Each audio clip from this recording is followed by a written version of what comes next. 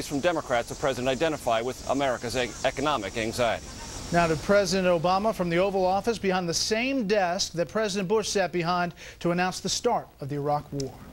Good evening. Tonight, I'd like to talk to you about the end of our combat mission in Iraq, the ongoing security challenges we face, and the need to rebuild our nation here at home. I know this historic moment comes at a time of great uncertainty for many Americans. We've now been through nearly a decade of war. We've endured a long and painful recession. And sometimes, in the midst of these storms, the future that we're trying to build for our nation, a future of lasting peace and long-term prosperity, may seem beyond our reach. But this milestone should serve as a reminder to all Americans that the future is ours to shape if we move forward with confidence and commitment. It should also serve as a message to the world that the United States of America intends to sustain and strengthen our leadership in this young century. From this desk, 7.5 years ago, President Bush announced the beginning of military operations in Iraq. Much has changed since that night. A war to disarm a state became a fight against an insurgency. Terrorism and sectarian warfare threatened to tear Iraq apart. Thousands of Americans gave their lives. Tens of thousands have been wounded. Our relations abroad were strained. Our unity at home was tested. These are the rough waters encountered during the course of one of America's longest wars. Yet there has been one constant amidst these shifting tides. At every turn, America's men and women in uniform have served with courage and resolve. As Commander-in-Chief, I am incredibly proud of their service. And like all Americans, I am awed by their sacrifice and by the sacrifices of their families. The Americans who have served in Iraq completed every mission they were given. They defeated a regime that had terrorized its people. Together with Iraqis and coalition partners who made huge sacrifices of their own, our troops fought block by block to help Iraq seize the chance for a better future. They shifted tactics to protect the Iraqi people, trained Iraqi security forces, and took out terrorist leaders. Because of our troops and civilians, and because of the resilience of the Iraqi people, Iraq has the opportunity to embrace a new destiny, even though many challenges remain. So tonight, I am announcing that the American combat mission in Iraq has ended. Operation Iraqi Freedom is over, and the Iraqi people now have lead responsibility for the security of their country. This was my pledge to the American people as a candidate for this office.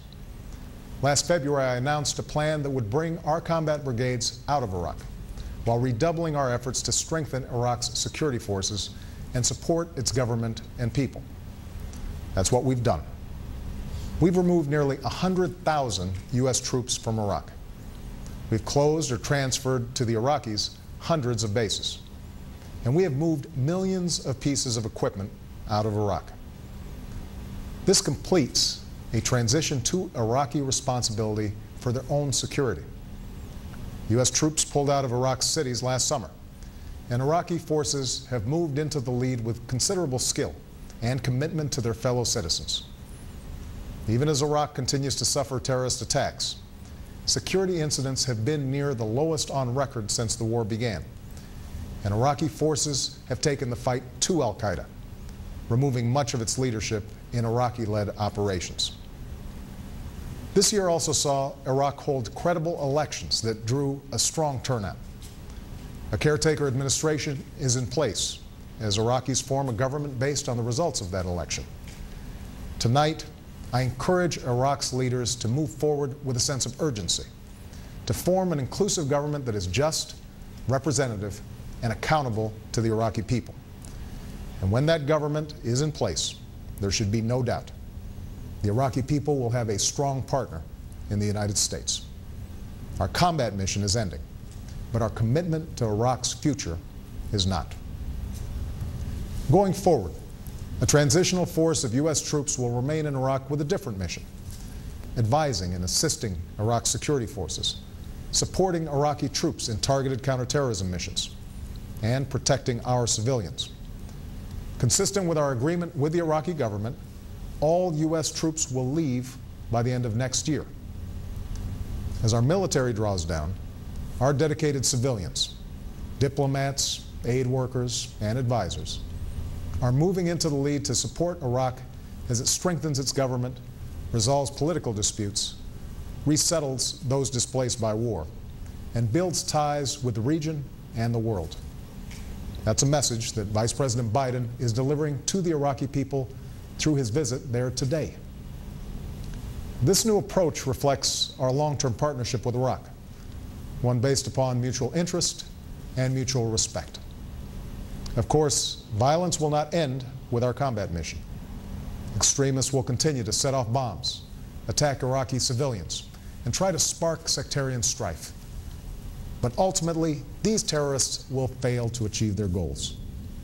Iraqis are a proud people. They have rejected sectarian war, and they have no interest in endless destruction. They understand that in the end, only Iraqis can resolve their differences and police their streets. Only Iraqis can build a democracy within their borders. What America can do and will do is provide support for the Iraqi people as both a friend and a partner. Ending this war is not only in Iraq's interest, it's in our own. The United States has paid a huge price to put the future of Iraq in the hands of its people. We have sent our young men and women to make enormous sacrifices in Iraq and spent vast resources abroad at a time of tight budgets at home.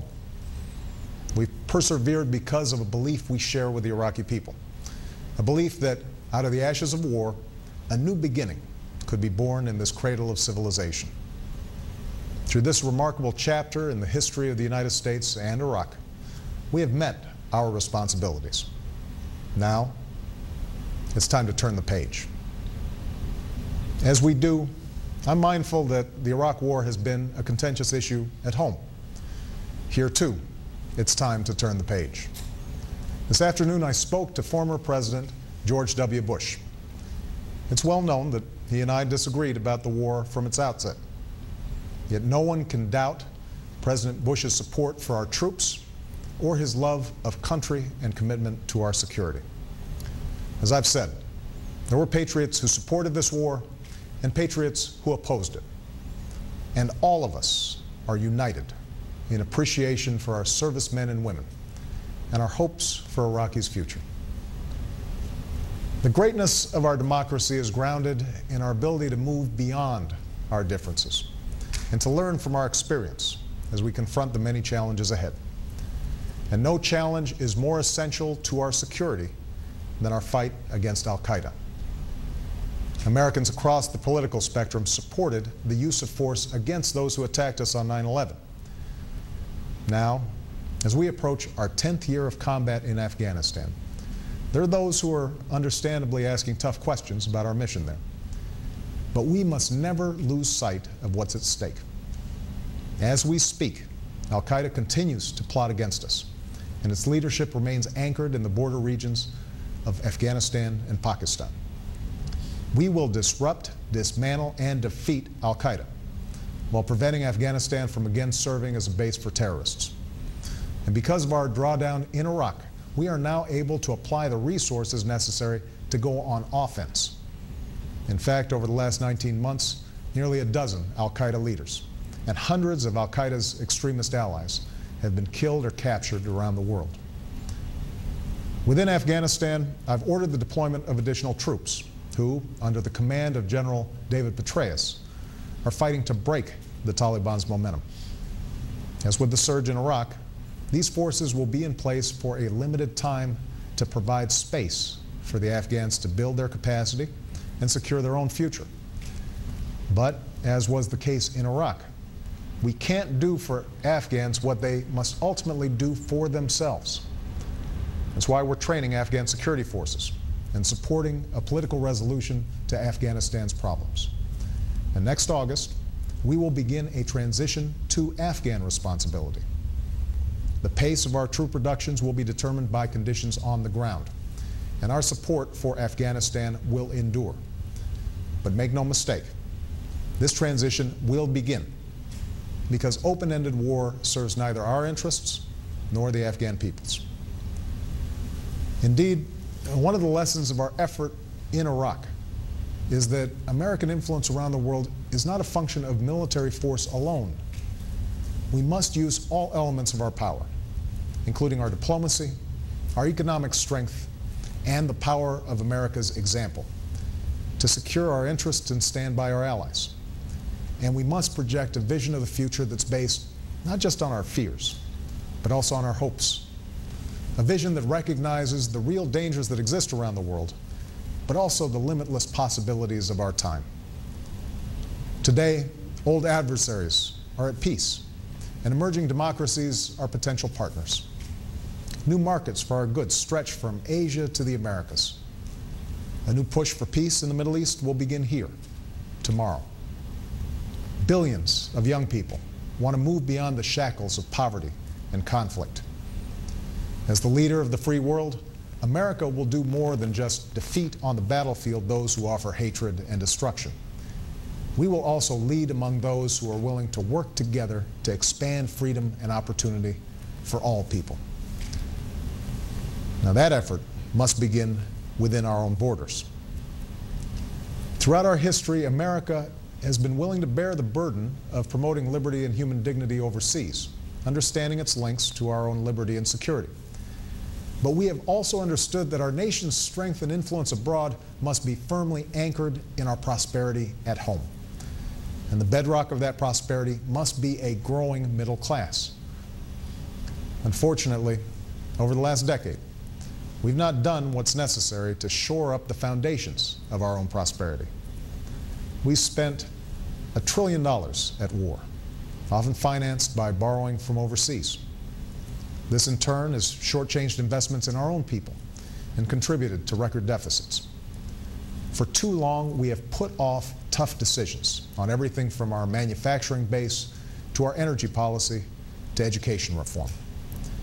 As a result, too many middle-class families find themselves working harder for less, while our nation's long-term competitiveness is put at risk. And so at this moment, as we wind down the war in Iraq, we must tackle those challenges at home with as much energy and grit and sense of common purpose as our men and women in uniform who have served abroad. They have met every test that they faced. Now it's our turn. Now it's our responsibility to honor them by coming together, all of us, and working to secure the dream that so many generations have fought for. The dream that a better life awaits anyone who is willing to work for it and reach for it. Our most urgent task is to restore our economy and put the millions of Americans who've lost their jobs back to work. To strengthen our middle class, we must give all our children the education they deserve and all our workers the skills that they need to compete in a global economy. We must jumpstart industries that create jobs and end our dependence on foreign oil. We must unleash the innovation that allows new products to roll off our assembly lines and nurture the ideas that spring from our entrepreneurs. This will be difficult, but in the days to come, it must be our central mission as a people and my central responsibility as president. Part of that responsibility is making sure that we honor our commitments to those who have served our country with such valor. As long as I am president, we will maintain the finest fighting force that the world has ever known.